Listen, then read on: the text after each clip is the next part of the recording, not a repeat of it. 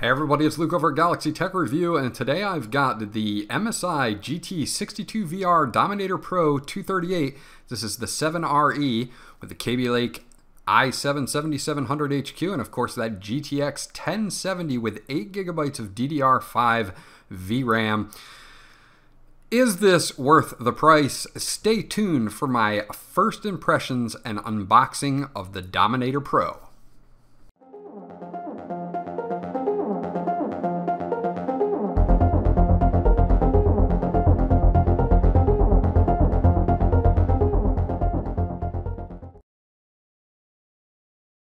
So this is the MSI GT62VR 7RE Dominator Pro, number 238. There are several model numbers. I picked this up on Amazon for $13.99 from Tegra Tech Store, and I'll have a link in the description below where you can check that out. It is MSI refurbished, and I do get a 6-month warranty with it. If we look around the back of the box, you're going to see some of the highlights of some of the things that are going on here. Obviously, a GTX 1070 with 8GB of DDR5 RAM. You're going to have Steelseries Engine 3 for that RGB Steelseries keyboard that is included on this unit. You're going to have support for an NVMe SSD M.2 drive. So if you want to upgrade to an NVMe drive, you can. By default, it doesn't come with one. You get 3D sound with this as well. You also get GameSense. Popular games like CSGO will work with this. Only a few games at the moment really work with GameSense. Cooler Boost 4, you do have 6 heat pipes here for your GPU and CPU, so we'll be interested to see how the thermals hold up during my review. You can actually hook up several displays to this, one via DisplayPort, one via HDMI, for a total of 3 displays with the included display. You do have Killer Double Shot Pro for your wired and wireless connection. And down at the bottom here, we have some other things like X-Boost, Dragon Center, and a few other things that they put in.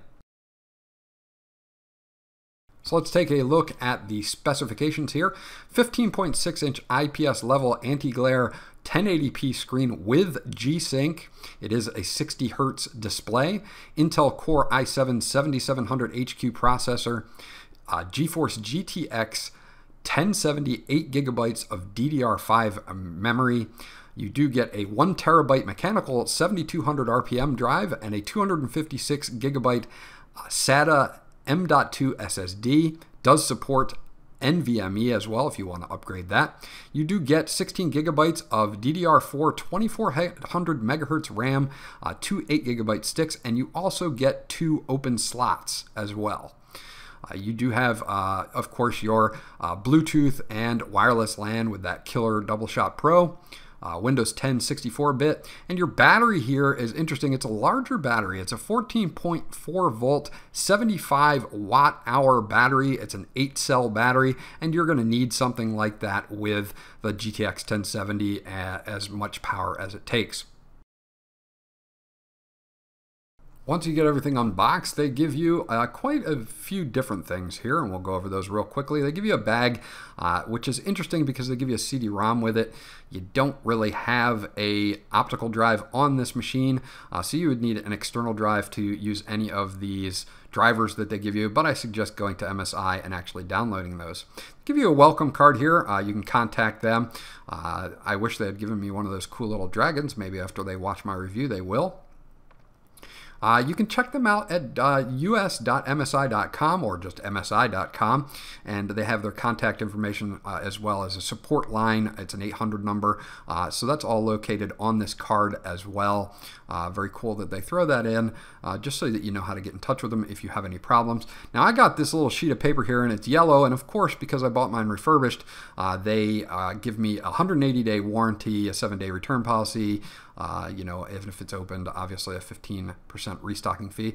They give you all their information as well on that piece of paper, and that's something that you'll get if you buy it refurbished. It comes in 2 bags, but we'll get to the power brick really quickly here. Power brick on this is a little bit on the big side, and that's to be expected again with the power draw of the GTX 1070 and the i7. You're going to have a bit of a bigger power brick. I mean, it's not insanely huge. I can still throw this in a backpack, but this is a 230 watt power supply, and as you're going to see, it's 100 to 240 volts at 3.2 amps, 50 to 60 hertz, and you're going to have 19.9 volts and 11.3 amps output on this. Again, it is 230 watts for that power hungry graphics card and processor. So you're going to want to, assess that on your own, whether you think that's too big or not. Honestly, it's not really that big. They also give you, of course, your power cable that goes with that. Just a normal 3-prong to 3-prong power cable. So again, this comes in 2 bags. There's a kind of like a soft bag and then a plastic bag that it comes inside. This is the same as the retail package. Mine actually had plastic all over it. I have since taken it off as I've been doing upgrades to the drivers and everything and getting ready to do videos for everyone here. And this is the Dominator Pro. Very nice looking machine. I do have some fingerprints on it. It is a fingerprint magnet because it does have that aluminum chassis that will pick up fingerprints. So if you're one of those people, just keep a soft touch cloth around so that you can take care of any fingerprints that might come up on it. So let's take a look at our sides here. On the front, obviously being the first view, you're going to have a bunch of LEDs on the front that you will be able to see status of hard drive and several other things. On the left-hand side, you're going to see that we have a Kensington lock slot. We have a single USB 2.0, and then we have 4 dedicated outputs and inputs for sound, including, of course, your headphones and your microphone, and they are gold plated as well. So very nice touch there. If we take a look at the right side, you're going to see a full SD card slot, which is pretty standard these days, and you're going to see 3 USB 3.0 full ports there. So if you're going to be hooking up a VR headset, you've got plenty enough USB ports to hook up a VR headset to this actual rig.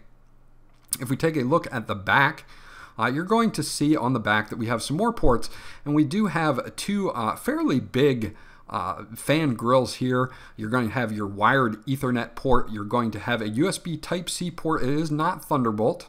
You do have a HDMI port, a display port, and of course your AC port as well for power. Taking a look at the trackpad on here, it is a Synaptics touchpad. Nice coating to it. It does have 2 buttons on it that are segregated for left and right click, and they are quite loud when you're using them.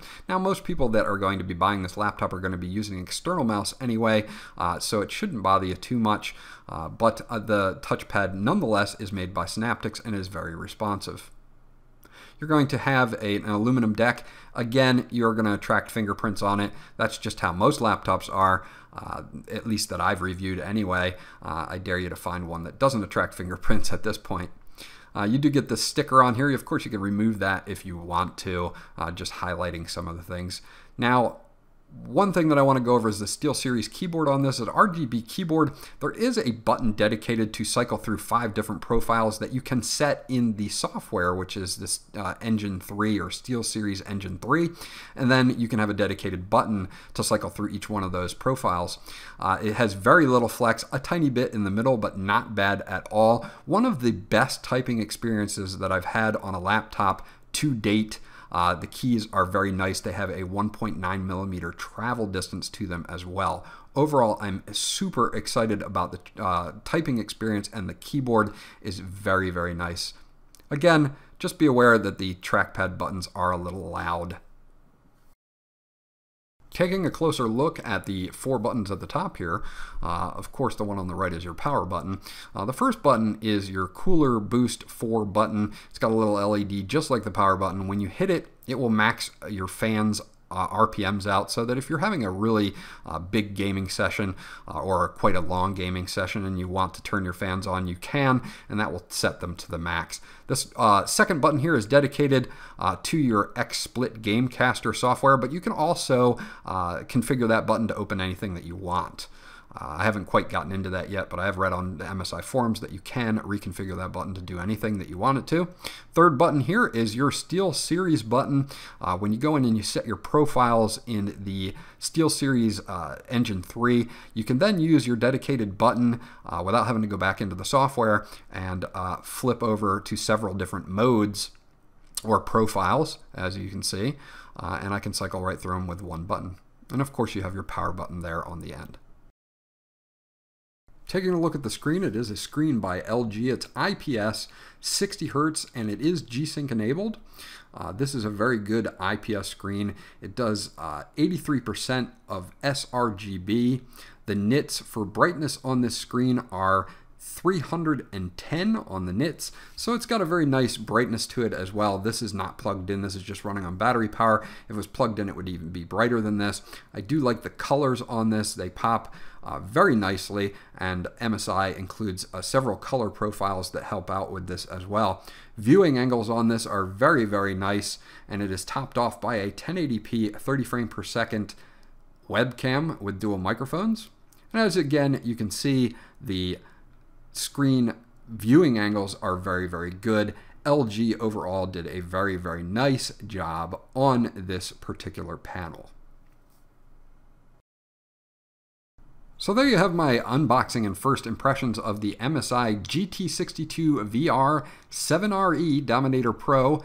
I am very excited to put this to the gaming test, and in the following weeks you guys are going to see a lot of games tested on this to see what the bump is between a GTX 1060 and a GTX 1070.